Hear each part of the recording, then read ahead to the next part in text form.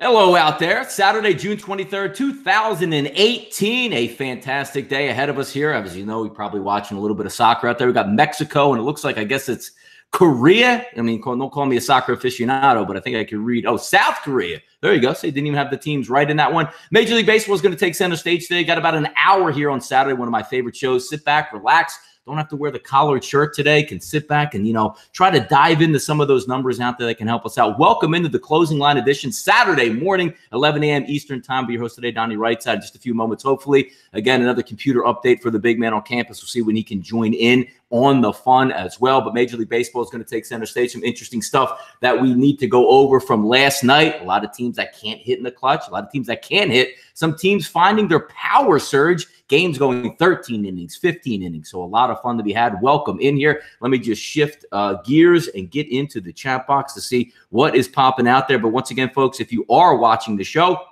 if you do like the show, hit the thumbs up, hit the thumbs down, give us some feedback, give us a follow on at SBR Sports Picks on Twitter. And also, if you're watching through YouTube, obviously hit the subscribe button every single time the Closing Line goes live here on the channels. You can get the notification pop into the chat box. Come in and say hello. Welcome in there. Looks like G1 Emery, go Mexico. There you go. Leroy Flood's out here. So we'll wait for some people to join in on the chat box before we get going and breaking down some of the games. Interesting card, to say the least. Full card on Saturdays, which is always nice to go over. And we can obviously go over some things that happened yesterday with Major League Baseball. Also, interesting ones. Yesterday for myself, ended up going 1-1. Took down a nice dog with the Philadelphia Phillies on a nice, easy, compact 10-run winner.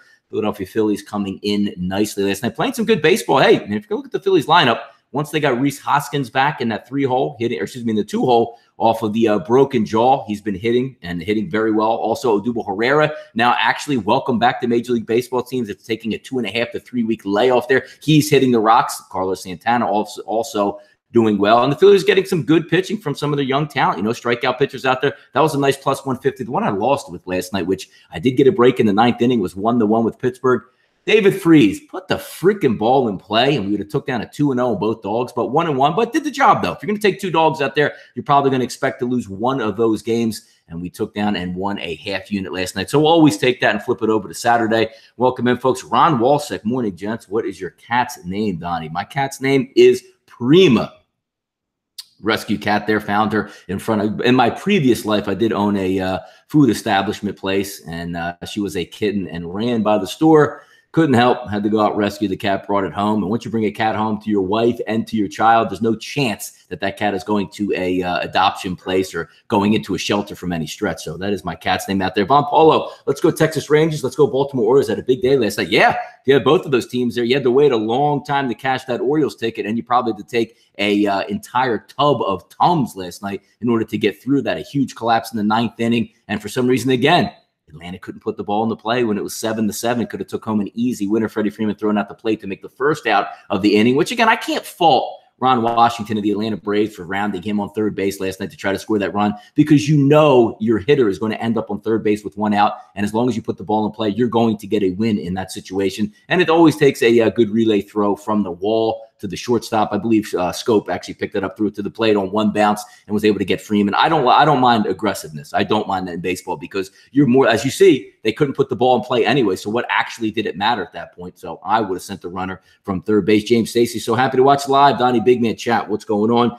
Isan, good morning, everyone. False flag of the morning. The Chicago White Sox. Yeah, if you took a look at the White Sox yesterday in the doubleheader, they got roasted in one game, came back and won the second one. It's hard to win both games of a doubleheader, isn't it? I mean, I'm not a big fan of the Oakland A's. I do root for the Oakland A's. If you guys follow me at all there on Twitter, I do like to cheer for that team just because I'm a gambler, and most of the time it's a 10:05 game played in front of 300 people out there in the Coliseum out in Oakland. So it's one of my little, B teams that I like to have a rooting interest in. But they did split their games yesterday. Interesting one. You had two guys coming into with good form in Seattle and Boston, and that LeBlanc Wright start, and that was an absolute shootout. 24 runs scored in that game. If you had the Seattle Mariners, you're sitting there sitting, maybe 10-5 at one point. You got an easy victory. You're going to take down that plus 130, plus 135, plus 140, whatever you got it at. And then the Red Sox come back and stab you in the heart and take that game down 14-10 final. So that was interesting also. Cubs wake up in Cincinnati today. Yeah, hey, man, Cubs are drowning some people out there. If you're just looking and saying, I want to take the better overall team or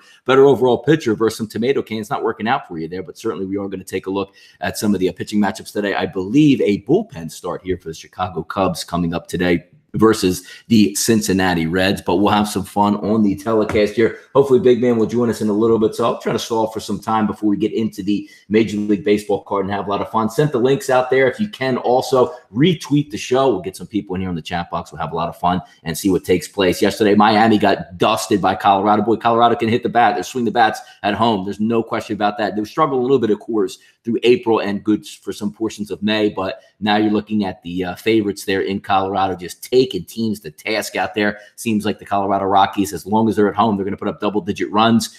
11.5, 12. Those numbers don't even matter, it seems like, at Coors anymore. They just plow right through those and get up there. But it's Wyan Chen on the mound. It's the Marlins on the mound. They have no bullpen to speak of, so you could probably anticipate even more runs scored today with the young pitcher that they have back on the mound.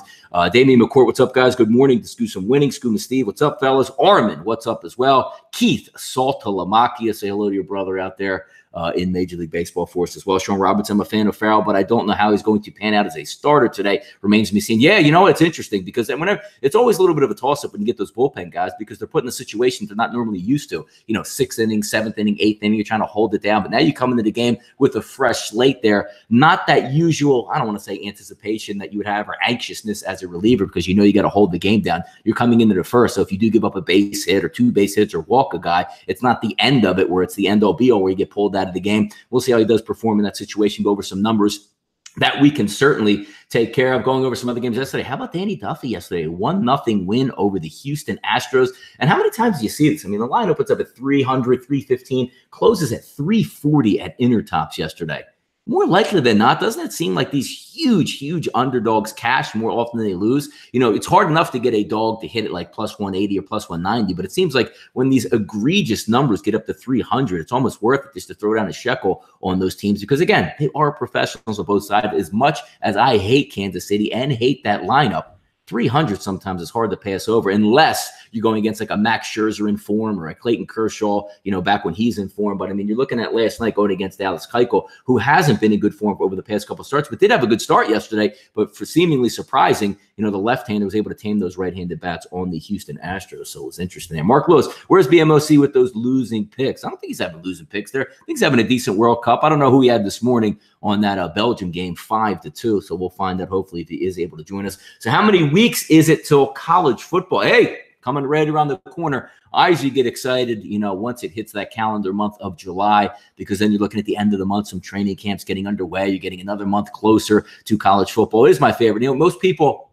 in regular life out there don't like, you know, September, October, November, because they have to go back to school if you're a kid or, you know, the weather starts turning. September is the absolute best month of the year. I mean, it is my birthday month, but let's forget about that. And you got football kicking off, and you have a lot of these sports converging on one: Major League playoffs, you know, or Major League Baseball playoffs, and you have NCAA football and also NFL football. So Matthew Bonham, hey, Donnie, and everyone. What's good out there? Welcome in. We'll start the show up here in a couple minutes. If Big Man can't join us, we'll go over. But just recapping a few things that did take place last night. Mike Minor on the mound, the lefty, beat Minnesota. That was a nice victory there. They actually opened up 125-130 if you were just line chasing that one as a favorite for the Minnesota Twins. But that did flip over to Mike Minor closing as the favorite, -121, -120. Some dogs did come in last night. Nice dog winner last night if you're betting San Diego over San Francisco. Line opened up 140, 145. Line crashed down. So yesterday, if you were reading some lines out there, you probably did fairly well if you were betting dogs. I did take the Philadelphia Phillies, and I didn't even care where the line moved yesterday with Eflin and Roark. Looking early, you know, opens up 135, 140. Actually closed at around 160, 165. I waited as long as possible to take the Phillies because I just thought they were set up in a good spot. Also, if you're line chasing, you know, in that Nova game, you know, they opened up 115, 119, close over 120. I didn't really mind that as well. I thought Nova would give a good effort yesterday versus the Arizona Diamondbacks, who did come in hot on the diamond, swinging the bats. But then again, you have to be able to hit in situations. Just seemed like all night long, even when the Pirates actually threatened with the bases loaded. Let's not forget, Boxberger walked the first two guys to get on first and second, no outs. Harrison comes up and bunts him over. And then Starling Marte, which probably should have been a double play ball, got the break, whereas the error thrown the home plate. And then you had a strikeout and a hard ground out to second base to Keto Marte in that game to end that inning. But the Pirates never really threatened. What, if you take Corey Dickerson out of the Pirates lineup, they all of a sudden can't hit at all? I mean, what gives in that situation out there? Yeah, shoot out of Fenway last night. That was interesting. Guan White thinking of fading Gallardo. Yeah, he's not a major league pitcher. I mean, he comes back as a spot start, gets roughed up his last outing. Now you're going to ask him to come back again today. We'll get into that a little bit. Going on, Donnie, what's up? Ralph, Lloyd, welcome in. I was thinking about the same, Guan. Yeah, I mean, look, sometimes in baseball, it's not so much about who you're stacking up hitting-wise. It's about the pitcher that you're going against, because you still have to keep in mind it's a major league hitting lineup out there. They're going to be decent at what they do unless you face a top-of-caliber ace on the other side. But Gallardo certainly hasn't happened. I had that Philly game, too. I got it at 147. It was a nice hit, CC. It's one of those games where, you get out 2-0 in the first inning, you get a clutch hit from Santana, and then you have the bad third baseman play, which it seems like the Phillies have gotten all year. Yasmil Valentin decides not to get in front of a ground ball that leads to a 2-2. And you get that feeling in your stomach where you have the dog leg. We had the 2-run lead. Now we don't. But the Phillies kept tacking on all night long clutch hits. I mean, hey, look. When Andrew Knapp is getting key base hits for the Philadelphia Phillies, we're running right. So we'll see what happens today. I know an interesting line in that Phillies game that we will review. Also, Kyle Hamburg, welcome into the chat. Also, BMOC, yeah, we're still waiting on him here. We'll wait a little bit longer in here. I'm waiting for this update. Cannot escape. Been an hour. So Big Man on Campus might not be joining us today, but we'll have some fun. How about Cleveland yesterday? Bieber on the mound versus Fires, a 10-0 winner. We talked about the Baltimore game, 10-7. Baltimore got out hot, collapsed in the 9th, and then waited to the 15th inning to tack on more runs in that one. So always interesting. Junior Gura, very nice start yesterday. Jesus Aguilar provides the only offense the Brewers need. Once Ryan Braun gets right, that's a nice hitting lineup and a lot of pieces that you can slide in 1 through 8 for the Milwaukee Brewers with a very good bullpen. But that's a good series that's taking place up there in the NL Central. So we'll take a look there in just a few moments here. How many times are you going to say we'll have some fun? Well, Big Man, if you ever joined in and, to the chat, if you're ever prompt and on time to a show, we wouldn't have to go over all this information and stall for you, because some of us wake up very early in the morning to make sure we are prompt and ready to go here on the show. But you can participate as well on the chat box. Big Man on Campus, feel free to ask any questions that you want on the chat box, and we'll try to help you out here and get you the most information you can to help build on your winning plays today here for you. All right, let's see what we got. Let's start with the Major League Baseball card and get after today. We'll flip it over to get some numbers here. 901, 902. Richards and Anderson going to take place in Colorado here today. 76% of those tickets are all in Colorado. Can't fault them there. Miami's an awful baseball team, especially on the road, and Colorado is sensational at home right now, swinging the sticks out there. Nolan Arenado, one of the single best players in baseball, who seems to rake at home. And why not Colorado? Big-ass ballpark, low humidity, ball flies out of there.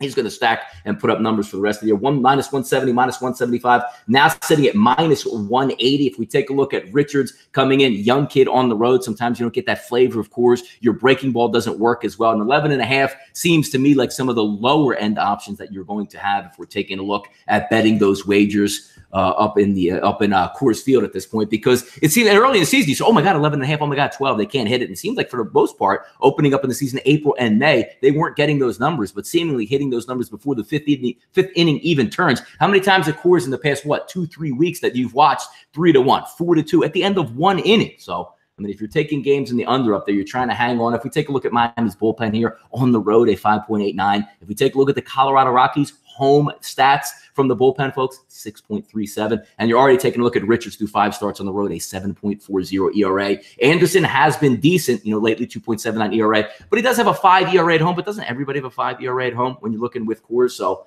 if you're asking me for a play on this game, to me, line is just too high at -185 in that instance to take the Colorado Rockies. I don't know, maybe you're looking at 1.5. But again, how much, value are you going to get on the play when you take the home team at -1.5, knowing that they can have a walk-off winner and don't even get their 9th at bat, so you're cutting it short out there, and we'll have some fun. Yeah, we're having some fun out here. Of course, me and Big Man cut on each other all the time. That's part of the fun and why we work together so well in that mode. Get a nice little drink of water as we have. Welcome into the chat box. Hey, yeah, shots fired all over the place.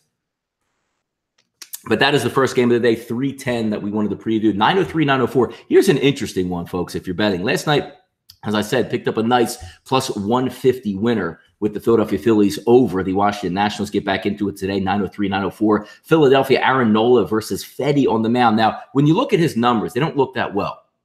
But when you're betting and you have to see, situations dictate your ERA and what you're going up against. If you had 2 straight starts, let's just say against the Padres, and you were a pitcher for, let's just say, I don't know, the Giants, and you faced them home and away, 2 pitchers ballparks there against a light hitting lineup. But when 2 of your 3 starts in Major League Baseball, folks, are against the New York Yankees, your line's not going to look really as good as it would if you pitched against some tomato can teams out there that seem to not be able to hit their way out of a paper bag. If you take a look at the lines today, 56% are backing the road team, Philadelphia Phillies, with Aaron Nola, which, keep in mind, not in the best form last time out versus the Milwaukee Brewers on the road. Aaron Nola at home is a straight shutdown pitcher. Still think he's going to have a good start today, but when you try to read some lines here, Nola opens up at 130 at Pinnacle, 140 at Chris. That line has crashed all the way down to a -111, -110. If we take a look here at the over-under, seems to be 8 across the board. I don't really know about the weather conditions that are going to take place there down in Washington today, but right off the bat, you have Nola versus the young kid pitcher still finding his way. Phillies bats are hot. Washington bats not so much. So why the line movement in that situation? If we take a look at some information in this game, obviously overall for the season, 2.55 ERA for Aaron Nola. He's going to make the All-Star game as a pitcher. I mean, he's been that good lately. But when you take a look, as I said about Fedde, 4.91 ERA through 2 starts at home, only averaged about 5.5 innings, depending on where he's going. Overall starts, a 5.62. But again, if we get into Nola's numbers, 4 1/3 last time out, 7 hits, 4 earned run. But the key here is only had 4 strikeouts, but also accompanied with 4 walks. So, if you're not going to be hitting your spots, which if you watch Aaron Nola when he's on, that breaking ball is devastating. We'll see what he gets down there in Washington. I'm not going to say that line movement altogether, though, would scare me away because I think you're getting the overall better pitching matchup, obviously, with the Philadelphia Phillies. Now, they did win last night and crushed Washington. So if you're playing that, opposite side of the card and you want to get in and say, hey, you know what? They're going to bounce back. Washington's a good baseball team. We'll see what that lineup comes out with today. But sometimes that line is going to scare people off of it. I'm not so sure you should be scared all that much off because the Phillies are swinging the bats very well here. So certainly a lot of fun to get after. Let's see, 905, 906, Arizona, Zach Greinke, Pittsburgh, and Musgrove. Now, this one's an interesting one. Both of these guys coming in last 2 starts, not in great form here. But when you're taking a look at that Pittsburgh lineup, if you take Corey Dickerson out, the team can't hit at all. They were atrocious last night. I mean, if you would have just let Corbin go all night and just said you have an unlimited pitch count, they probably wouldn't have scored at all. Probably would have been in the 15th, 16th inning before they even got underway with Corbin with 190 pitch count last night. They're that bad at the plate. I don't know what type of lineup. I think Cervelli's even going to be out for the next 7 days with concussion symptoms. Dickerson had a personal family emergency, which he could be back in the lineup today, and boy, they need him, but not a great pitching effort whatsoever last night if we were taking a look, hitting effort from the Pittsburgh Pirates. But coming in this game, Greinke usually, if you look at Greinke, Musgrove's been decent there, but Greinke taking down almost 80% of the tickets at this point, -115, -120. Chris looks like it's -121. Intertops -117. If we're looking across 7.5 across the board is the total. Can anybody score in this one? You're going to escape last night. If we're looking at 12th, 13th inning, and you're going over some numbers, and you're saying, wait, the Pittsburgh Pirates can't win this game when coming into, I believe it was the 13th inning, John Jay was 1 for 5, Paul Goldschmidt was 1 for 5, and I believe Lamb was 1 for 5 as well. That's not going to happen again. Arizona's swinging the bats hot out there. They're going to take advantage of you sooner or later, so watch out for that. If we're looking, again, just overall better, I think Greinke is better, but on the road here, we'll see if those bats get underway, but that ticket count's kind of high for me, 79%, to take a look at some of these things here. Once again, welcome in out there. 113 people watching. Thanks for tuning in here on a Saturday. We'll peel through this Major League Baseball card, see what we can find out, and get underway. 907, 908, San Diego, San Francisco, Lyles, and Suarez on the mound. Another high ticket count here, folks. 76% are going to back San Francisco win last night. Nice victory. If you're just line reading, as we said earlier to open the show, San Diego Padres looked like they were the correct play and were a 6-2 winner. So you got Lyles on the mound going versus the lefty. Suarez, 76% of the tickets are lining up here on the San Francisco Giants. Open up pretty healthy here, 165, 170, now sitting about 160 across the board, 8.5 as the over-under if we dig in and try to get you some numbers here on this game. Lyles coming in 4.79 ERA, Suarez coming in at a 4.70, trying to dip in a little bit deeper to some of these numbers. Lyles road starts had 4 of them, 5.40 ERA. Also, if we're looking at Suarez at home, 3.41 ERA. It is a pitcher's ballpark. I do get that. Lyles last time out, how about that though? Goes to Atlanta on the road, goes 7 innings, 1 earned run. Before that, 4 earned runs and a devastating start there versus Atlanta. Before that with Newcomb, 8 earned runs. If we're taking a look at some of the recent starts for Suarez, not too bad. Look, all you ask for sometimes some of these younger pitchers and some of the top flight, top shelf guys, Give me the 5 innings. Give me the 6 innings. Give me 2 earns. Give me 3 earns. Give me a shot to be in this ball game. Suarez, 6 1/3, 2 earned runs, 5 innings, 2 earned runs, 4 innings, 4 earned runs. The start before that versus the Philadelphia Phillies, 7 innings, 0 earned runs. So sometimes when you take a look at Major League Baseball, when you're betting some of these guys, just keep you in the ball game. San Diego's not the greatest hitting lineup out there. And again, as we said, it is a pitcher's ballpark. So if you're looking to take a dog, sometimes that's what you want to get out to. And they are a healthy dog, San Diego Padres. Welcome back Will Myers in the lineup. We'll see if he can affect that lineup, maybe add an extra bullet. I know they tried him at leadoff, tried him in the 2-hole. So we'll see where they line up Will Myers. But when he gets it going there, at least San Diego gets another bat in that lineup that we can take a look at out here and certainly see what's popping. All right, keep it moving down the list. We go St. Louis and Milwaukee. Great game last night. If you watched, if Jesus Aguilar was not in the lineup last night, did they even break the no-hitter up at that point? Did they even win the game? Did they even score a run? Nice 2-1 game. If you like pitching matchups, that was certainly one that you wanted to check out. Michaelis is going to be on the mound today versus Anderson. Michaelis has been good. If we take a look at the last game, though, that Michaelis pitched against the Philadelphia Phillies, you would say just from the numbers, oh, man, he got roughed up. He did give up a 3-run home run in the first inning to Odubel Herrera, and then also, Matheny as a manager, not the smartest, or should I say, the sharpest tool in the shed. One of my biggest pet peeves in baseball, and I know a lot of people out there do like to look at this, like, can't you just manage the game appropriately? If I were to tell you, if you have a man on second base, right, and the 8-hole hitter is up and there's 2 outs, why are you pitching to the 8-hole hitter in that instance? Walk the guy, put him on first base, strike out the pitcher like they will 99 out of 100 times. And even if they put the ball in play, it's some weak-ass ground ball back to the pitcher, to the second baseman, to the shortstop, and it's an easy inning out there. Well, in the last start, Matheny didn't do that, and they paid for it by giving up the 4th run in the first inning. But after that, Michaelis really settled down in that ball game. But obviously going up against a pretty stacked and loaded lineup with the Milwaukee Brewers today. We'll see how he turns out. But he hasn't been bad there. Road starts through 7 of them, 3.86. Not one of those guys where he said, hey, he really pitches well at home and only had 2 road starts there. He is living on the road and pitching very well. If you take a look at Anderson, home starts a 5.70. Even the last start there, in that Nola, game that they pitched where Nola wasn't even on, Phillies ended up winning that game 10-9. He wasn't on point. 5 1/3, 5 hits, 6 earned runs in that one. Only 5 strikeouts through the 5 1/3 and 2 home runs given up. So if you're going to give up the long ball, it is going to be a quick night. But the problem is there, can that St. Louis lineup batting all righty out there really get to him there? Sometimes it's all or nothing. Carpenter, I saw last night coming in the game, hitting 241. Could have fooled me because every time I watch Carpenter, he's either doubling into the gap, off the wall, base hit, walk, or sending one into the seats. So if he could stay hot in that game, obviously coming from the left-hand side, he can certainly do some damage in that one. Also, keep it moving down the list. Now, here's an interesting one that we're going to take a look at today, which is a battle of Cy Young caliber pitchers, but an interesting one coming back. We talked yesterday and, pretty much for the past, 2-3 weeks with Martinez for the St. Louis Cardinals, where sometimes you're just not right, or you come back off of your rehab start and you're compensating because you don't want to get hurt again, or you just don't have it down. If we look at this one, obviously DeGrom is in great form. One of the best pitchers in Major League Baseball, but now you're coming back and you're getting Clayton Kershaw. I want to get some of the updated numbers on this. 56% are going to back Kershaw here. Let's keep in mind, folks, Kershaw goes to extended DL, goes on the DL, comes back, doesn't have a rehab start, and he's just going to say, you know what? Let me just get my rehab start in versus the New York Mets. Now, it's usually not a bad option, right? Because the Mets basically run an offense that you can have a rehab start. Like if you were in low A ball down in Clearwater or whatever, instead of getting it in, why not get it against the New York Mets? Because what type of damage can they do to you? If we take a look at the lines here, Kershaw actually opened up -125. Is that correct there? I thought it was so. Kershaw opens up as a favorite, -125, -130, now sits at -115. So you're going to get DeGrom at plus money. Even though I know how bad the New York Mets are, getting a healthy DeGrom versus what are you going to get from Kershaw? Because even if Kershaw goes out and does pitch well, he's got to be on a pitch count, right? Not pitching in a while, not having a rehab start. Is he going to go maybe 75 max pitches? So you might see Kershaw for 4 1/3 or 5 innings and get that bullpen the rest of the way.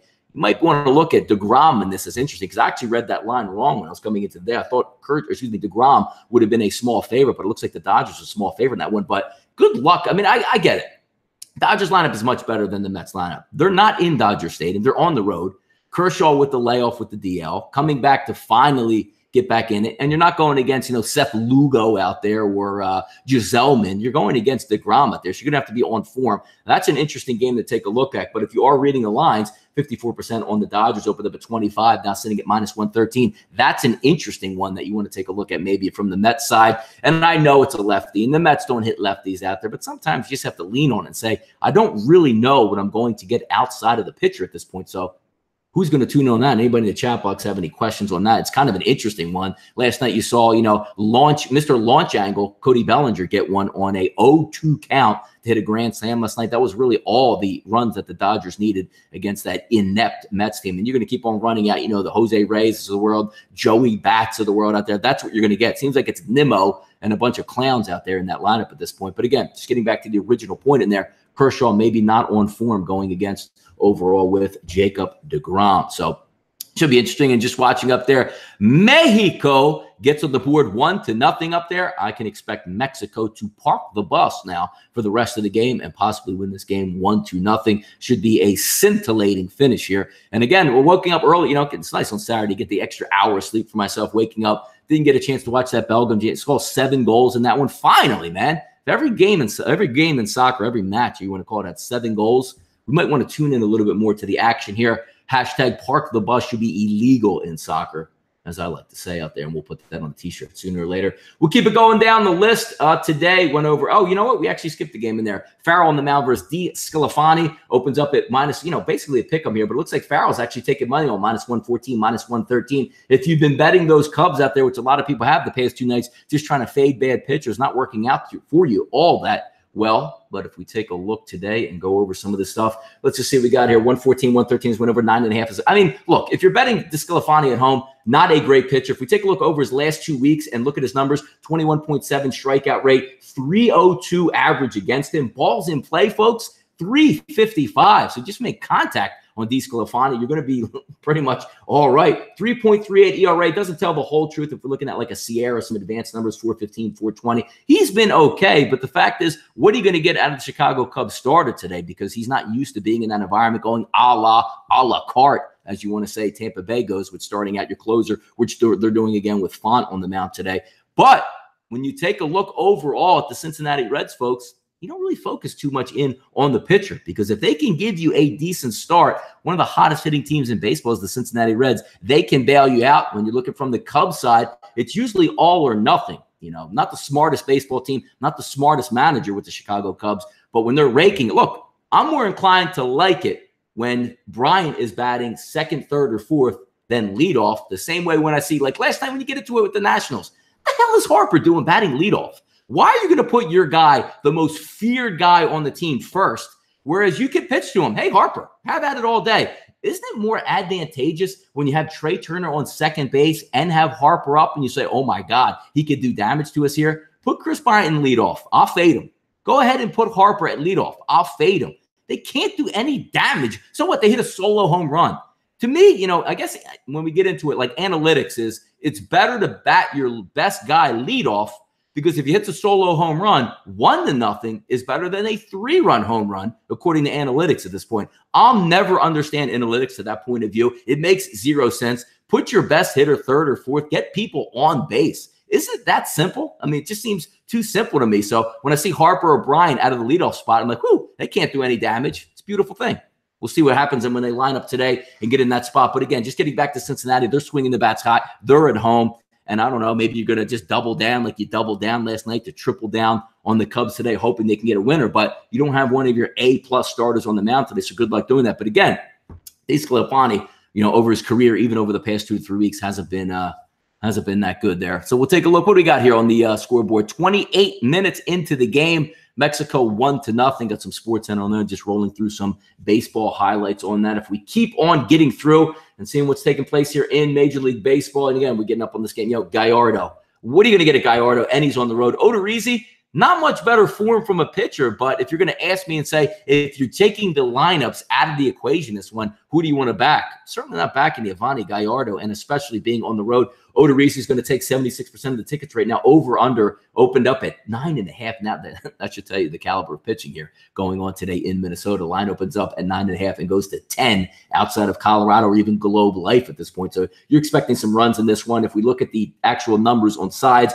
140 opens up at Pinnacle here, 145 at Chris, 128, 129 across the board. So that line is creeping in the direction of Gallardo. Last night was a nice win for the Texas Rangers, putting up a couple runs, holding that Minnesota team to one. Some key injuries on that Minnesota side. We'll see what they come up with. This is going to be a 210 start out there. Do I want a piece of Gallardo? Sure. I mean, who wouldn't want to fade Gallardo at this point? But does it make overall sense when you're just going to try to say, you know what?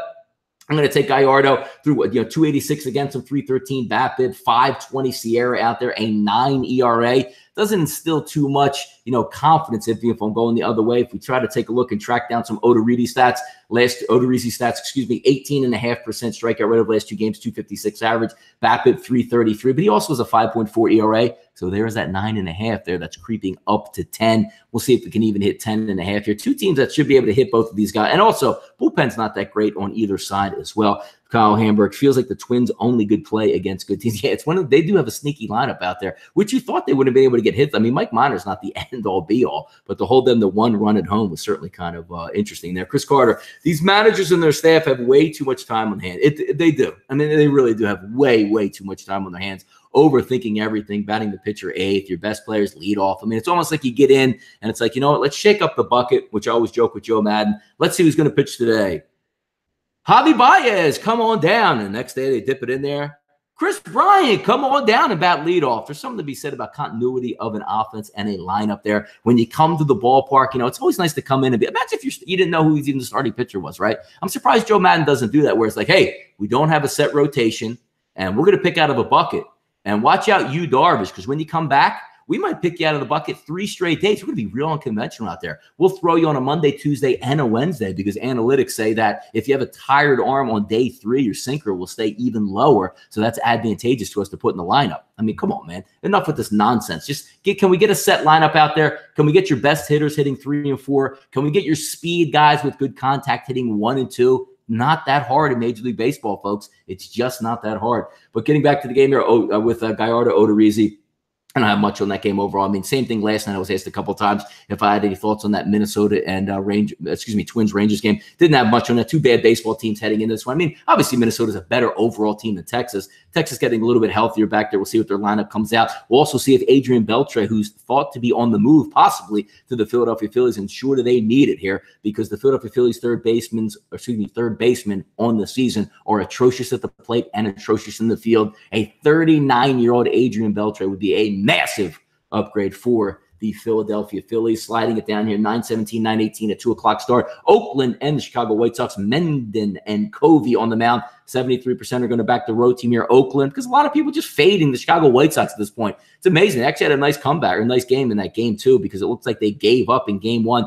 They are getting a little bit healthier as well. I do actually like their lineup. The Tilson's at the bottom of the lineup. I mean, they're just, Angles, Tilson, they're just trash at bats. But 1 through 6, 1 through 7, looks like they have the ability to put up some runs out there. But again, hashtag no more totals for me, so I don't even look at that type of equation. Getting into the numbers here, Mengden and Covey, 2 bad pitchers on the mound. If we take a look at some of their form over the last 2 weeks, if we're looking just at Mengden here, this is alarming.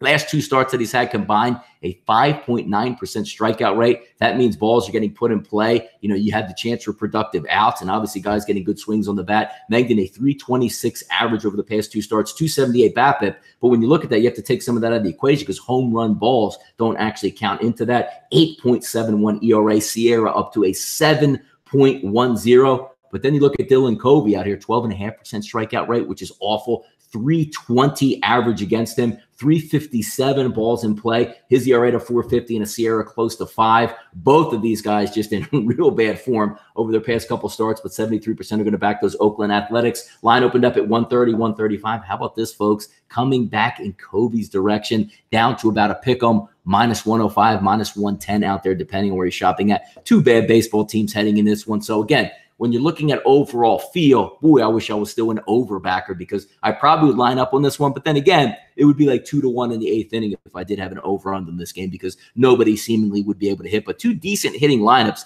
against two tomato cans on the mound, that should produce runs. But if we're taking a look, 9.5 in some outlets out there, but mostly 9. Looks like you could get 8.5 at some juice out there. But we'll see where that line ends up. Looks like Chicago White Sox are taking the less amount of tickets, 27%, but lines moving in their direction. So could we see back-to-back wins out of the Chicago White Sox, which is something that we certainly can't actually see here. Let's keep it moving here. New York Yankees and the Tampa Bay Rays. Nice win by the Rays last night, huh?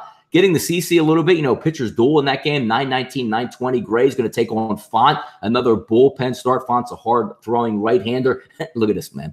New York Yankees getting 90% of the tickets here versus the Tampa Bay Rays in this one. Line opened up at 150, 155. Gray's out to 168 at Intertops, over under at 8.5 across the board. Not the greatest total place if you're going to be playing overs down at Tropicana. It seems like, I don't know, we always joke about like the big humidor that we call it out in Arizona. I don't know what they're pumping into the air in Tropicana, but that ball certainly doesn't travel. Or maybe it's just the Tampa Bay lineup, which they just don't have enough power to actually get it out of the of Tropicana at this point. Kiermaier's back in the lineup. Has been back in for the past couple of games. That adds another element to center field because the dude tracks down everything out there. A great, just always the joke about it, which is Byron Buxton is fantastic when he's in the lineup for the under because he can't hit a lick at the plate and covers a ton of ground in the outfield. Kiermaier is a really good center fielder and makes a ton of plays to save runs. But again, you're looking at 90% of tickets on the Sonny Gray. Not the greatest pitcher in the world getting that reserve. So if we take a look, let's just go back to a couple starts for Sonny Gray here. 18% strikeout rating, 333 average, 400 balls in play with an ERA of 5.40. And still, folks, getting 90% of the overall wages in this one. So certainly interesting in that aspect here. We'll go down Detroit and Cleveland, Liriano and Bauer, 921, 922. 1,600 tickets have been tracked in this one, going towards Bauer, 65%. But again, look, folks, opens 250, opens at 270. Who's the clear better pitcher in this one? Obviously, it's Bauer. Liriano's going to be on the mound. Welcome back to Major League Baseball. I don't know what he's going to provide actually as a starter. 5-6 innings, probably give up 5 to 6 walks. But look at Bauer's form in the past couple starts. 37% strikeout rate, a 140 average, BABIP of 233. Look at his walks and hits to innings pitch over his last 2 starts, 0.75. That means runners aren't getting on. If we're taking a look at ERA, 1.84, FIP 1.9, Sierra 2.4, outrageous numbers for Bauer. If anybody can stack up some of those numbers and be worth a 270, it's probably Bauer today, but good luck if you're laying 250. Big man, do I hear you with us today? Fucking bullshit. Yeah, I'm here. What's up? What's up, man? Just, dude, hanging out. How are you, Donnie? Nah, chill, man. Just trying to fight through this card, have a little bit of fun on a Saturday, pick out some winners. By the way, do you have any action on that the earlier card? Yeah, I took Belgium. It wasn't my favorite play of the day, but yeah, I took the minus 1.5. Listen, I think they're the best team in this tournament right now. I mean, on paper, I love Belgium. Again, they've only played Panama and Tunisia, but I mean, they're scoring goals for fun. They're just – I mean, it was really a 5-1 game. Tunisia scored real late in the match. I have Mexico right now as my play of the day. So, let's go Mexico. Yeah, and then I have I mean, Don, if you pair – like, for instance, if you parlayed all 3 of these together, Germany to win, Mexico to win, Belgium -1, I mean, plus 407 on a payback. So, yeah, I think I think Germany will get the job done. They're really forced on it. If Germany lose, they're out of this tournament. So they need to win today. It's a huge game. No, yeah. You know what? Let me just double check here because I don't have my odds up here. Third game of the day is Germany-Sweden. All right, so we're taking a look at that. Looking at numbers there, Jeff, 179 as a favorite for Germany. Sweden to win, plus 555 in the draw. Look at that, Jeff, plus 342. So I think the odds makers are anticipating here that we are not going to get a draw in this one, hanging a high number of like that. And also with Germany being such a sound side in that one. That should be interesting to watch and go over. When does the actual stage end, Jeff, for this first round group games? When's the last round of those games? What day? I want to say next week sometime. I don't know exactly the day. I'm not sure offhand. I mean, most of the teams have one more game. I think the last round of games will be tomorrow as far as the first 2 games. And then I think by the end of the week. Yo, by the way, you said you couldn't retweet because you are banned. What's banned? You're retweeting action? I can't do anything on Twitter right now. Jeff, did people report you for being so angry at the Sixers they thought you were a terroristic threat to society? No, like always, Twitter doesn't ever do anything about the actual people that are trolls. Some guy said something to me, and I told him to kill himself, and they blocked me for 12 hours. Now, keep in mind, they didn't do anything to the guy that said stuff to me, but yeah, it was when I was very irritated with the Sixers, and I was saying stuff, but whatever. I had people DM me behind the scenes wondering why you were so upset. And my key word for Jeff is he's passionate, people. He's passionate. Jeff, I thought we were working on when they poke the bear, you just have fun back. Now we're getting banned on Twitter out here. Unbelievable. Well, I mean, I'm not gonna, someone says something to me that's like out of line. I'm not one of those people that just says, "Oh, okay, you're right." Ha ha ha. But no, I mean, I was. What did they give you, like 24 hours, 48 hours? They even give you a time frame on that? 12 hours. I'll be done at like 1 o'clock. Oh, 12 hours. That ain't bad out there. I mean, I was asleep for most of it anyway. So. Chris Bryant not in the lineup today for the Cubs. So if you heard my rant earlier with, again, Joe Madden coming up, Joe Madden took the big bucket of tickets today, Jeff, picked out 9 guys, and Bryant wasn't out of those 9 guys, so he has to sit today because he didn't win the lineup lottery there for Joe Madden today, Jeff. Yeah, well, I mean, I know you don't like Joe Madden, so I'm not going to go down that road with you. Did I learn my lesson? No, I don't. I love it. That means I don't have to tweet, and I have a good, legit reason for not having to tweet. So yeah. I don't have to worry about it. But what else did I want to say on something with World Cup? Oh, yeah, Donnie. Yes, that Switzerland game yesterday. What a game it was. All the games yesterday were bad beats. All 3 of them. If you had the over in the Switzerland game, that was a bad beat. What else what happened? You should have had an over with the icing game. The kid missed a penalty kick that would have sent the game over the number. Yeah. And then Costa Rica plus 1.5. It was 0-0 at 90 minutes, and they cover the 1.5. Yeah, those are absolutely atrocious ones, especially when you add the extra minutes in there, Jeff. You never really know who actually. Sometimes they let you have the extra corner. If you're driving, they'll just let you, play it out, even though the time's up there. It is interesting. And again, if you had those bad beats, I mean, I guess there's bad beats in every sport that come down to ridiculousness, but that's a tough one. If you're going into extras, Jeff, plus 1.5 and you take a loss, that hurts, man. Yeah. Sick, really sick. Also, Donnie, you're Cuban. You can relate. I was very proud yesterday of my Albanian brothers on Switzerland. Yes. Donnie, think of it like this. Think if your family were persecuted in Cuba and they politically imprisoned your father or mother. Mm-hmm. You grow up to be a great soccer player. And, we hate Serbia, and it's no secret. And you go and score goals against them to knock them out of the World Cup, basically. It's pretty sweet, Donnie. It's not going to make up for anything, but it's a nice little consolation. No, it's funny. Until you tweeted that, Jeff. So I'm watching the game yesterday. And of course, tuning in. There's nothing really going on. So you watch the end of the game. It was a great goal. But I'm noticing the names on the back of the jersey for Switzerland. Yeah. I'm saying, like, those names aren't indigenous, technically. 8 Albanians. Yeah, which is interesting to watch because that's how the world's supposed to work out there, right? You don't have to, get out there, Jeff, with a gun or a knife or do what you do. What's the best way in the soccer world to take down your other country? Knock them out, man. That's crazy. And you saw the eagle go up right away, right? And I was like, here we go. Okay. And they're actually going to get fined for that. The eagle. Yeah. You can't do anything politically in celebrations. And the Serbian newspapers were fucking. They were so sick. They were sick to their stomach about it. Tweet it, saying all sorts of stuff, and they're going to get fined for that, but who cares? Looks like hold on, let me see. Mark Lewis wants to get a play out there. Let me see. All right, the play of the day for me and BMOC. We just went over it. Cleveland Indians money line minus 271 at Chris. The play of the day for the closing line. So enjoy that one, Mark, and we'll get you another one. I have a play of the day for Mark Lewis. Here's a lock for you, Mark. You're an asshole. Get the hell out of here. That's a play of the day for you. But you know what, Donnie? I'm very, here's the problem with updates, Donnie. Okay. When I turned my computer on, it was 10:09. Okay. 49 minutes before the show starts. Thing comes on. I'm thinking, that's plenty of time. It's 11:40 till I get on. I mean, what? Yeah, you always have to hit no till after the show, Jeff. But let me ask you. No, it did it automatically. I turn the computer on, it just goes right into the update. Now, Donnie, the update. I will never use anything involved with the update. Why isn't it like an iPhone where I can just decline the update until I feel like doing it?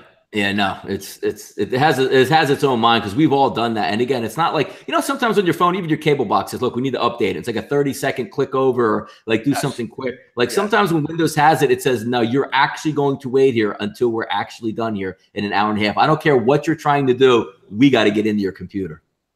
Yeah, I'll tell you though, some of these baseball games here, I think, last night, Donnie, I think we keyed in on that Red game. I mean, I know I did. I think today I'm going to go right back to the well and take the Washington Nationals. I mean, if it loses, it loses. But, I mean, you have a line here where the whole world loves Nola. It shot from 140 to – I mean, it was 108 recently, Donnie.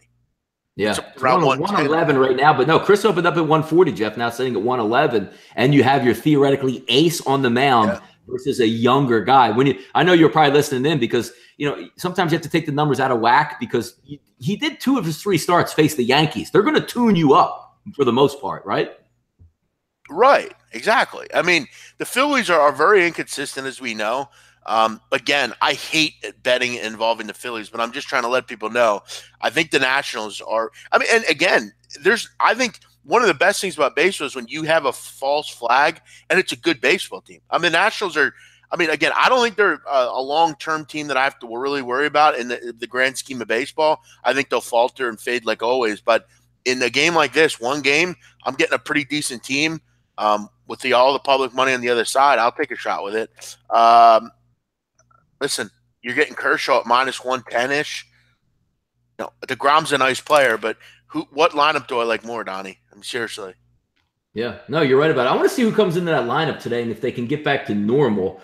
Because, again, they did have some key components. But if you're looking at the anticipated lineup today, Jeff, Eaton out of the leadoff, love it. Soto second, love it. Harper back to 3. Hello, wake up, finally. Rendon at 4, Murphy at 5, Trey Turner speed at 6, Defoe. But then you give me Spencer Keyboom at the 8th hole. So I guess I can live with that. But if that's going to be the lineup, that's a pretty good lineup for the Nationals today, Jeff. No, it's a fine lineup, and I would take a shot with it just because I'm getting the better team in a bettable opportunity. As far as the Dodgers-Mets, I mean, the Mets are an absolute disaster against lefties. I mean, they're just a mess. They're only hitting .213 at Citi Field.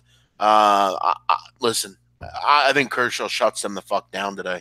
I think he doesn't even have like a rehab start under his belt though. Like, what do you like if you're giving me old Clayton Kershaw, Jeff, where he's going to throw 116 pitches? Yeah, but the Mets are that. No, I can't fault you for just saying I'm going to fade the Mets at any moment because if you like, I always talk about DeGrom is a great pitcher, but wait him out, right, Jeff? What happens if this game is 1-0 in the 7th and DeGrom goes out of the game? It's over. It's over. The Dodgers are going to win in that game. Right. But that's the whole thing there. Eventually, something has to take place. But when you're just looking at it on its face, it's like you can. The joke last week was Kershaw's going to come back versus the Mets. Everybody sees the Mets lineup and says, "God damn it, I'm going to try my best to make that start happen for me." Yeah, I mean, and that kind of shows you something. I mean, I think they're looking at this start, Donnie, as kind of a rehab start against the absolute shit lineup that you should be able to take care of. I mean, the Mets are bad. I mean, they make anyone look like a play. But another one I kind of look at is, listen, I mean, this Brewer team is pretty for real, Donnie. I mean, they're a good team. I mean, they find ways to get the job done. Junior Guerra, again, was very good last night. They won that game, right? 1-0? 2-1. 2-1. 2-1. Yeah, you get Michaelis back on the mound. Michaelis is, he didn't pitch well in his last game, but they found a way, at least to score some runs for him. They didn't win the game, but it's hard to – I maybe kind of want to fade the Brewers today, though. I like Michaelis. I think 9 times out of 10, when you back him, you're going to get the job done. Chase Anderson has had – he's looked good in one game, looked poor in another. He's kind of flip-flopping. Both these pitchers got eaten up by the Phillies in their last start, which is kind of interesting. But I don't know. I kind of want to grab Michaelis anytime I can at even money or close to it. No, it's a decent one to stack up when you're looking at. But Anderson, right, not in good form. I just want to see how St. Louis's bats come out here because Milwaukee's tricky, man. As we talked earlier, I mean that's a good lineup. Even when they have guys that sit on the bench, like Braun doesn't even get in the lineup. Braun comes back. You just slide out Aguilar and Shaw. I mean Hernan Perez. There's a lot of different components there. As long as you have the top of the lineup guys right, like you're going to have Kane and Yelich in the lineup. Now you have obviously with Thames back in the lineup now. I mean that is a really good hitting lineup. And the one thing when you bet, Jeff, what do you always get nervous in? Like, you bet the starter. We get that. He goes out after 6, and you're trying to piecemeal that 7, 8, 9. Great bullpen to have when you're matching up because I think we could both agree the better bullpen resides in Milwaukee than St. Louis here. Yeah, no, I hear you. That's kind of just one of those toss-up games. It is a St. Louis game, which I never like to grab. I think that Reds-Cubs game could be a pretty high-scoring game. I mean, Descalfini, just kind of getting back into the swing of things. Cubs have been very good offensively all season.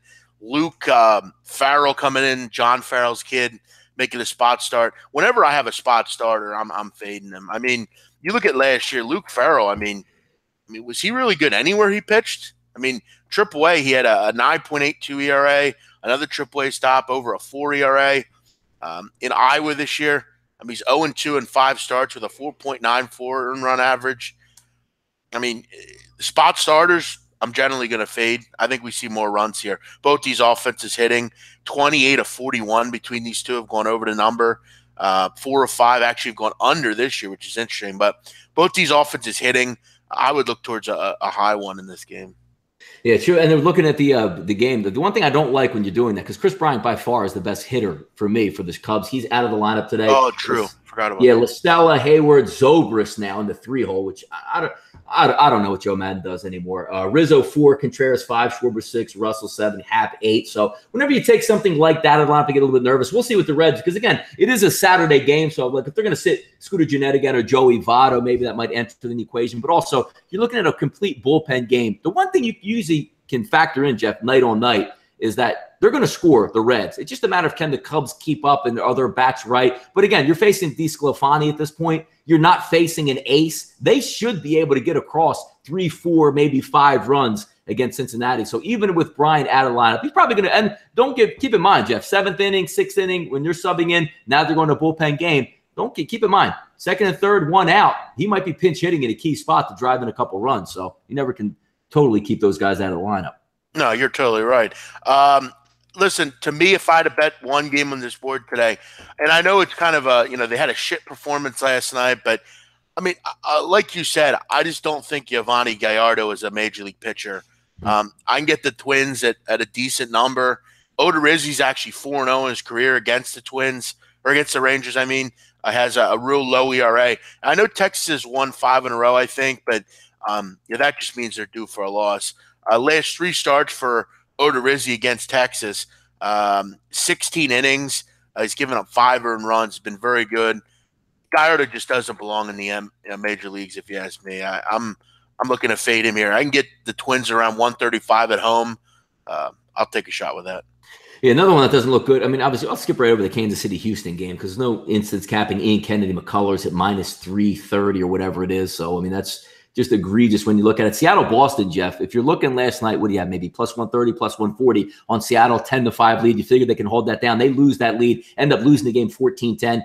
I don't know if it gets any better today. Mike Leake, one of those guys where when he's at home, Jeff, in that big ballpark in Seattle, maybe he could trick you a little bit, throw some junk pitches. You can't get away with that in Fenway. He's going to open up as a minus 166, minus 170. Rodriguez is the favorite here. But I don't know if that lineup for Seattle is going to be able to overcome Mike Leake in this environment. But it is a number. Seattle is a good baseball team. Maybe you get Segura back in the lineup, but there's no excuse for being up 10-5 and blowing that game and getting blown out, Jeff, being up 10-5. No, Leake has – you look at his last 2 starts, Donnie, against the Boston Red Sox. Yep. 10 in the 3rd. He's given up 13 runs, 17 hits, a couple walks. He's just been not been effective. And this looks like one of those spots where he just goes in and gets crushed. You look at his starts, Donnie, 11 of 15 have gone over the number. 5 of 6 on the road have gone over. I think they can hit Eduardo a little bit. I'm not asking for a ton of runs out of them. You look at Seattle, 4.5 runs a game, 262 against lefties. If they can get 3 here, I think we'll have a shot. It's a high total, but Boston team total over looks pretty good here. But Seattle's just kind of hit a wall here last few games. I mean, they're giving up, some runs. You look at the last 3 games, Seattle's given up, 18 runs. You add the 4th game, and they've given up 27 runs in 4 games. Pitching's not been good really for them right now. Yeah, no, you're right about that. And again, see, it's hard, man. When you're coming to the East Coast, you're 3,000 miles away from home, and you're going to the Bronx and going up to Boston. I mean, that's tough sledding out there. You would have thought Seattle would have shown a little bit more, but at this point right now, they're just looking to get some salvage ability out of this trip. But, lining up Leake and Rodriguez not really going to help too much. 927, 928, Jeff. Welcome back, Marcus Stroman, to Major League Baseball. If you look at his numbers, Jeff, early in the season, absolutely horrific, but he's going to take the mound. Berea hasn't been good much lately. 72% are going to be back in the home team here, Jeff, with the Angels. Opened up at 130, 135, sitting around that 140 number, 139 at Chris. Hard for me to back a guy just coming back in here, especially Toronto on the road here. But again, you're still going to have to put money down on Berea, the young kid struggling out there for the Angels. Yeah, Stroman coming back here. I mean, he hasn't pitched since May 8th. But, he had some simulated games, rehab starts. Hopefully made some changes and he gets healthy and he comes back and is the pitcher we think he is. But it seems like every time you think Marcus Stroman's going to come back and do well, I mean, he just kind of he gets back into it where he gives up 4 runs in 2 innings. And you're like, what the fuck? I don't have ever any interest in Toronto. I don't think their lineup's very good. Angels at home. I don't think Brea's been terrible. What does he have? 8 or 9 starts, 10 starts, 3.57 ERA. Not too bad. I don't have a big feel in this game. I think you're really tossing on what you're going to get out of Marcus Stroman. Yeah, it's interesting. Brea's last 2 starts, 350 average against them, 345 balls in play, whip 1.67, ERA of 8. So not in the best form there. One of those games where you might even look at, if you wanted to take a look, maybe I know it's a big ballpark there, not really a hitter's ballpark, 8.5. Not really a bad side. Last game up here, Jeff, Baltimore and Atlanta. And here we go, 83% backing Tehran in this one, 81% of the money. Opens up at 140 and 145, now down under 120. Yeah. Great, an unbelievable start too, Jeff, last time from Tehran out there. But Bundy hasn't been all that bad over his past couple starts. And Tehran, as we know, not good at home. That's one thing we always got to do. Listen, I believe Dylan Bundy is a trade chip for the Yankees. If I was the Yankees, I would go after Dylan Bundy. I think he'd be a nice addition to this rotation. Had a great year for a bad team. You got to respect that. I think Dylan Bundy could be a real possibility for New York Yankees in trade talks. I like it. I like the Baltimore Royals here. I think this line makes just total sense. I think people are just going to run square bettors. They see the record that the Orioles have. They see they're on the road. Tehran's usually very good numbers-wise. But the truth is he's just not been very good at home. I would lean with the Baltimore Orioles here. I like this game. I'll be on it. Yeah, last 3 starts combined, Jeff Bundy, 1.71 ERA. So, I mean, he's coming in decent form in this one. You're looking at a long 15-inning game last night, and I'll be damned if I saw Guam White out there screaming that Chris Davis actually hit a home run off the Atlanta Braves. If you get anything out of Chris Davis, it's like a Christmas present out there. But you're right. When you're looking just strictly on line movement, Jeff, 17% of the wagers move that line over 20 cents already. We'll wait. There may be some anticipation, Jeff, 4 o'clock start coming up. Maybe Freddie Freeman doesn't go today. You're looking at some of those key components here, which sometimes Vegas is going to get a jump on maybe somebody sitting out or resting in this one. Because, again, when you play 15 innings, you don't know what's going to take place the next day. Maybe just getting a good number on a dog at this point. But you're right, Tehran always at SunTrust is going to have those issues there. But that's an interesting line movement overall. Dylan Bundy, Donnie, it's quite amazing his splits between night and day games. You look at night games, Donnie, this year. Dylan Bundy, 1-6 in 8 starts with a 6.21 and a 297 against. During the day, 4-1 in 7 games with a 1.70 and a 171 against. Yeah, I mean, he is night and day between night and day. I mean, it's quite amazing. In day games, as Emza says there, I think you have to back Dylan Bundy. I really like this shot here. I'm going to go Bundy. Yeah, it's interesting. I mean, look, when you're looking at both of these games, if you just said, you know what, if we're just going to read lines and make some sense of some of these wagers, if you went Washington money line backed up with Baltimore money line, you're probably not going to hurt yourself, because when you're looking the way that's going to set, wait a second, I get Nola on the mound, the Phillies ace. They just mashed Washington versus a young pitcher on the mound. What gives with this line number crash? And then you're saying, look at Baltimore is awful. They can't win anywhere. Yeah, I know they won last night. The Braves have to win today. They're the much better team, have the better pitcher on the mound, and that line crashes down. So there are two of those flags that we like to look at to see what's going to take place. Similar, Jeff, to last night. A lot of those flag plays did come in, and talking squarely about that Cincinnati Reds play last night. I'll tell you, though, it's an interesting game, though, this Atlanta-Baltimore game, because DP makes a good point. The one knock on Dylan Bundy is he can't get lefties out. Atlanta has a lot of lefties in the lineup. I mean, Albies, Camargo, Flaherty, Freeman, Inciarte, Markakis, Preston Tucker, Danny Santana, all lefties, Don, okay? So hear me out for a second. You take them, so you'd expect maybe Atlanta has a decent game. That's the one knock on Dylan Bundy. He can't get lefties out. You're going to have a lot of lefties today. I think they can get to tear on a little bit at least. You only have a total at 8.5 here. You would expect, Donnie, there's going to be a lot of bullpen in this game. You know, with a tired last night, there was a lot of bullpen used. Kind of a maybe a forget it game a bit. I think over 8.5 looks pretty decent here. Yeah, hopefully Zach Britton. If you're looking at the over, you want Zach Britton back in the game. But if we looked at Bundy, Jeff, that horrific 3-game stretch, Tampa Bay 7 earned runs, Los Angeles 5 earned runs, then the Kansas City game where he didn't even get an out and gave up 7 earned runs. After that, Jeff, 7 innings, 0 earned runs, 6 innings, 4, 9 innings, 3, 6 innings, 3, 7 innings, 0, 8 innings, 0, 6 innings, 4. A lot of the times, Jeff, you're just looking to take some of those, wickedly bad games, remove them, and say, can he just keep? Because when you're looking at a dog, Jeff, what do you want out of the pitcher? Keep me in the game. Even if you're 4-2 down in the 7th, 3-2 down in the 7th. The pitcher did his job because you're hoping for the comeback with the dog at that point there. I think he can keep him in the game today. Yeah, but to trust them to come back in a game is, it's tough. I mean, they're a bad team, kind of in the in the scheme of things. But yeah, listen, if I can get a coin flip plus money, basically, I like the line move here. I would take Baltimore. Looks like a quick question in here. Let me see. Can I get thoughts on why the Padres are a ridiculous huge dog? I don't get it. If we take a look there, let me just slide down and get the updated numbers out of this game. Go ahead. Well, they're a huge dog because, Andrew Suarez, they can't hit lefties. And Andrew Suarez, for the record, has been very good, against righties. Against lefties, he's not any good. But, San Francisco, you're right, though. San Francisco is not hitting right now. Their pitching's been very good lately, but I don't know. I don't trust San Diego against lefties. They're hitting 210 against left-handed pitchers, just dreadful.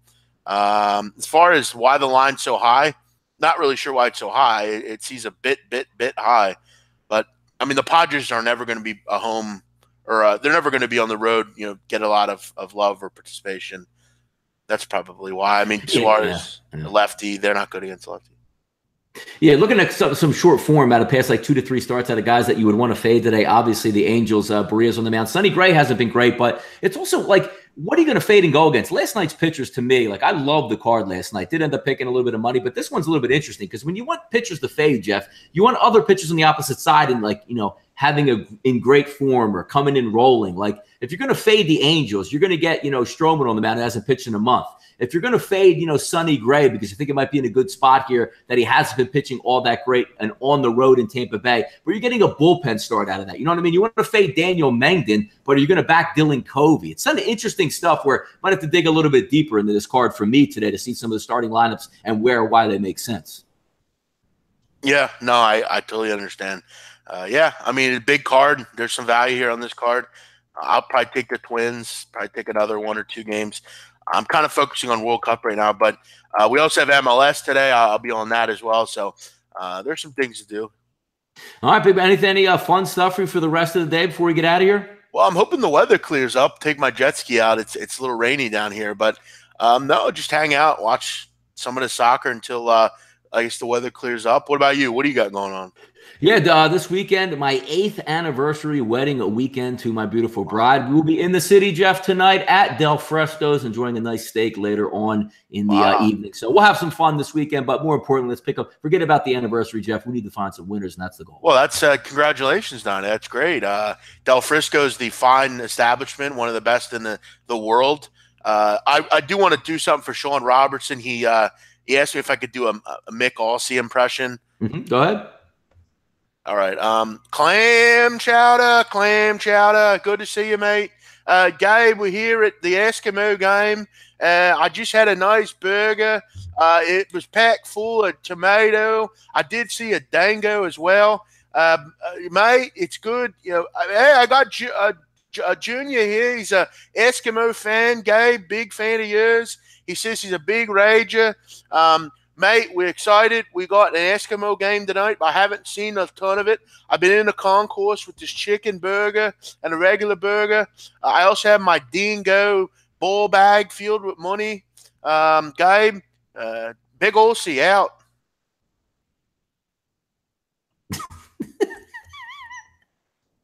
I don't know. Mick Olsey. Clam chowder. Jeff, give me a feel the passion, though. I can't do him. I'll tell you what, Donnie. Clam's an interesting character. He's hanging out with Gabe, and he was a great boxer. I never knew that. No, He was. Golden gloves. You know who Lomachenko is, the boxer? Yes, correct. Yeah. Lomachenko's trainer trained Clam Chowder. How about that? He was I'm talking about. He was a real boxer. Like when he was young, he was a young, really good fighter.